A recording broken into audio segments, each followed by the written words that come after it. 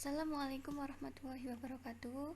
Ketemu lagi di PPT-nya Bu Arofa, yaitu di bab 4 statistika bagian terakhir, yaitu jangkauan kuartil, jangkauan interkuartil dari suatu data. Simak penjelasannya. Untuk tujuan dari PPT ini, yang pertama itu memahami konsep jangkauan dari suatu data, yang kedua memahami konsep kuartil suatu data, yang ketiga memahami konsep jangkauan interkuartil suatu data. Sebelum masuk ke tujuan PPT ini, perlu kalian ketahui atau flashback lagi pada materi sebelumnya ya. Statistika itu adalah data. Untuk jangkauan kuartil, jangkauan interkuartil itu masuk ke dalam penyebaran data. Penyebaran data itu masuk dalam penggambaran suatu data atau mendeskripsikan data. Kita masuk ke tujuan yang pertama, yaitu jangkauan. Jangkauan itu adalah selisih antara data terbesar dengan data terkecil. Selisih ya, berarti selisih itu dikurangin. Kita masuk ke contoh. Plot berikut menunjukkan kecepatan 12 mobil balap. Tentukan jangkauan dari yang diberikan. Di sini ada 11 kecepatan, tapi di sini keterangannya 12 mobil balap ya.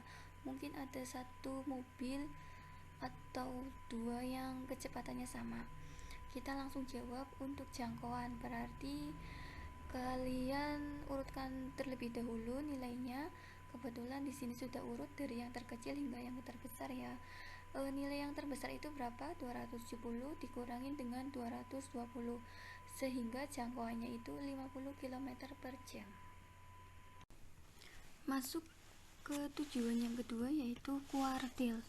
Kuartil adalah nilai yang membagi sekumpulan data menjadi 4 bagian yang sama setelah diurutkan. Di sini ada cara untuk menentukan kuartil. Yang pertama itu urutkan dulu data yang terkecil hingga terbesar. Yang kedua itu menentukan kuartil tengah dulu atau medianya dulu. Yang ketiga itu menentukan kuartil bawah atau Q1, itu letaknya di antara nilai terendah dan Q2 atau median. Untuk yang ketiga menentukan kuartil atas atau Q3, itu letaknya di tengah antara Q2 dan nilai tertinggi. Kita masuk ke contoh. Di sini ada data 3, 3, 4, 5, 6, 7, 7. Pertanyaannya, tentukan kuartil 1, kuartil 2, dan kuartil 3. Ingat, kuartil 1 itu kuartil bawah, kuartil 2 itu kuartil tengah, kuartil 3 itu kuartil atas. Kita jawab terlebih dahulu, kita urutkan dulu datanya, kebetulan sudah urut. Terus kita cari Q2 nya terlebih dahulu atau mediannya terlebih dahulu.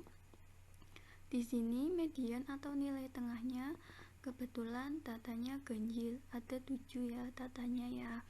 Jadi mediannya itu 5. Jadi kuartil 2 nya itu 5. Kenapa 5? Karena 5 itu berada di tengah-tengah angka setelah 3 dari pertama dan angka ketiga setelah ketiga ya, dari belakang, dari angka 7, 7, 7, 6, terus terakhir kan 5. Kalau dari yang pertama 3, 3, 4, terakhir 5, itu medianya atau kuartil tengah atau Q2 nya. Untuk Q1 nya kalian perhatikan, kuartil bawah atau Q1 itu terletak di antara nilai terendah, yaitu nilai terendah kan 3, dan Q2 nya kan 5, tapi nilai Q1 itu letaknya di tengah, sehingga Q1 nya itu ada 3, bernilai 3. 3 itu terletak di antara nilai terendah 3 dan nilai 4. 4 itu nilai setelah median atau Q2 ya. Karena apa? Q1 itu letaknya di tengah-tengah. Bukan kalau misalkan kita ambil nilai 4 berarti bukan di antara nilai terendah dong. Jadi kuartil bawahnya atau Q1-nya itu 3. Untuk kuartil atasnya atau Q3 nya itu bernilai 7, sama halnya dengan yang Q1, Q3 itu terletak di antara Q2 dan nilai tertinggi yaitu bernilai 7. Untuk contoh yang kedua itu ada data jumlahnya genap, sama seperti nomor 1 cuma ada tambahannya yaitu angka 8.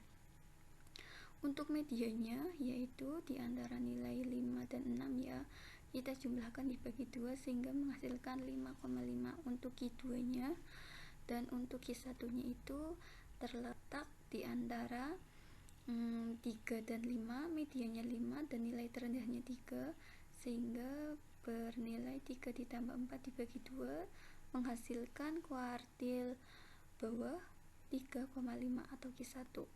Untuk kuartil atas atau Q3 bernilai di antara angka 6 dan 8 yaitu 7 ditambah 7 dibagi 2 sehingga menghasilkan nilai 7. Untuk tujuan yang terakhir yaitu jangkauan interkuartil, yaitu selisih antara kuartil atas dengan kuartil bawah. Kuartil atas yaitu Q3 dan kuartil bawah itu Q1. Kita langsung ke contoh. Di sini ada data 2, 4, 4, 5, 6, 7, 9. Kebetulan ini sudah urut ya. Sebelum ke jangkauan interkuartil, kita hitung jangkauannya dulu, yaitu angka terbesar dikurangin angka terkecil, yaitu menghasilkan nilai 7.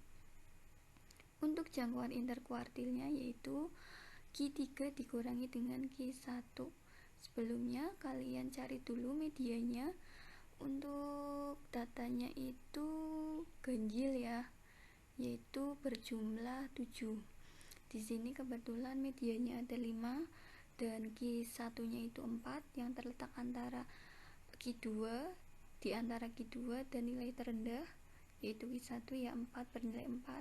Untuk Q3 nya itu terletak di antara Q2 dan nilai terbesar yaitu bernilai 7, sehingga jangkauan interkuartilnya kita tinggal kurangkan saja karena selisih, jadi dikurangkan Q3 dikurangi Q1 yaitu 7 untuk Q3 dan 4 untuk Q1 sehingga menghasilkan nilai 3 untuk jangkauan interkuartil. Demikian untuk pembahasan statistika bagian penyebaran data yaitu jangkauan kuartil dan jangkauan interkuartil. Sebelumnya mohon maaf, tetap semangat. Akhiri wassalamualaikum warahmatullahi wabarakatuh.